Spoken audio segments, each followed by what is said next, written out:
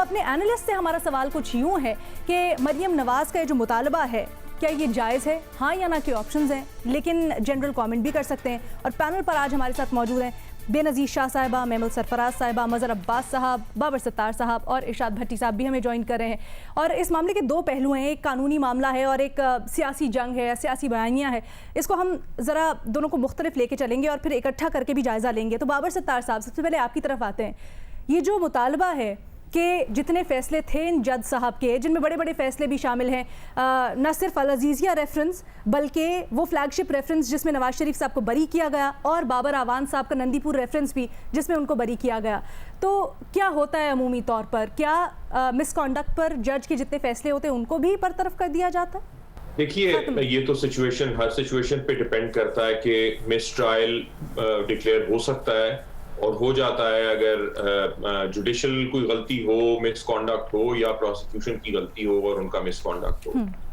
बाकी दुनिया में तो ये होता है। दो तीन असूल हैं। देखिए, हम जब भी किसी को कन्विक्ट करते हैं तो पहला प्रिंसिपल है इनोसेंट अंटिल प्रूवन गिल्टी, कि आप इनोसेंट मानेंगे जब तक उसे गिल्टी डिक्लेयर नहीं करेगी ट्रायल के बाद एक अदालत।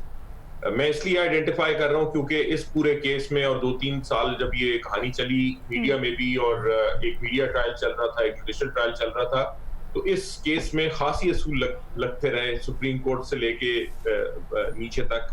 सो ये पहला प्रिंसिपल। दूसरा प्रिंसिपल क्या है, स्टैंडर्ड क्या है जब आपने एविडेंस प्रोड्यूस करनी है, वो है बियॉन्ड रीजनेबल डाउट। सो एक डिफेंस काउंसिल का काम यह है कि वो खाली रीजनेबल डाउट क्रिएट करे कि शायद मेरे क्लाइंट ने ये काम नहीं किया।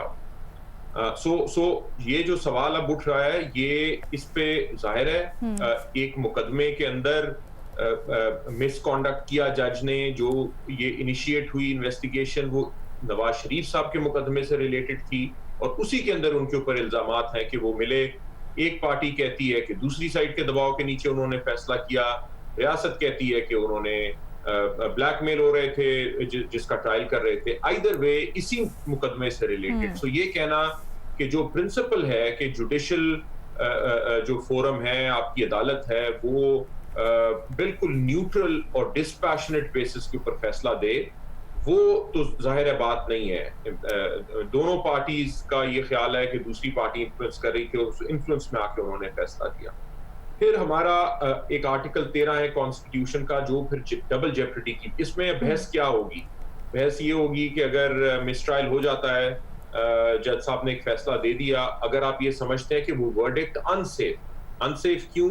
क्योंकि किसी ना किसी के इन्फ्लुएंस के नीचे है, या ये बताने का कोई तरीका नहीं है कि क्या वो इन्फ्लुएंस थे या नहीं थे, क्योंकि उन्होंने ये एडमिट किया है कि वो पार्टी से मिलते रहे इस सारे प्रोसेस के दरमियान, और जो गुफ्तगू है वो उनकी वीडियो के ऊपर मौजूद भी है वो। अब लेकिन ये तो मैं आम असूलों की बात कर रहा हूँ कि फिर सवाल ये उठेगा कि डबल जेपरिटी होगी। डबल जेपरिटी का मतलब ये है कि एक शख्स को 2 दफा आप एक ही चीज के अंदर ना ट्राई कर सकते हैं ना सजा दे सकते हैं। सो ये तो वो तमाम लीगल सवाल है जिसपे जाहिर है नवाज शरीफ के वकील अब अदालत में बात करेंगे और अदालत के ऊपर डिपेंड करेगा। लेकिन हमारे तरफ जो असूल हैं वो थोड़े से डिफरेंट तरीके से अप्लाई होते रहे, और हमने ये देखा कि जब ये मसला उठा भी तो ये सुप्रीम कोर्ट तक गया, और उस वक्त खोसा साहब चीफ जस्टिस थे, उन्होंने एक जजमेंट भी इसके ऊपर दी, और उसमें कम से कम जो जजमेंट आप पढ़ें उससे नजर आता है कि सुप्रीम कोर्ट ने बहुत मुश्किल बना दिया है कि वो जो वीडियो कॉन्वर्सेशन है वो इस ट्रायल के अंदर या अपील के अंदर इस्तेमाल की जा सके। जो उसका उस वीडियो को प्रोड्यूस करने का तरीका है वो इतना मुश्किल कर दिया गया है जिससे लगता है कि शायद इम्पॉसिबल हो, नियर इम्पॉसिबल हो कि उसे आप इस्तेमाल कर सकें।